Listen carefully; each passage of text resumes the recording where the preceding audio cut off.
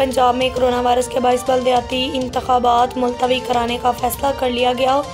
ज़राए civil secretariat के मुताबिक बल्दियाती इंतखाबात के साथ पंजाब के 2 हलकों में ज़िमनी इंतखाबात भी मुलतवी कराने का फैसला किया गया। ज़राए के मुताबिक बल्दियाती इंतखाबात कब कराए जाएंगे, इस हवाले से सितंबर के बाद 6 हफ्तों की रिपोर्ट में कोरोना केसेस का जायज़ा लेने के बाद फैसला किया जाएगा। ज़राए के बाद PP 51 और NA 75 के ज़िमनी इंतखाबात भी इस दौरान ना कराने की सिफारिशात हैं। ज़राए के मुताबिक इलेक्शन कमीशन ने कौमी और सूबाई असम्बली के दोनों हलकों में ज़िमनी इलेक्शन के शेड्यूल के लिए पंजाब हुकूमत को ख़त लिखा था। ख़त में ज़िमनी इलेक्शन के शेड्यूल के इजरा के लिए कोरोना वायरस की सूरत हाल पर राय मांगी गई थी।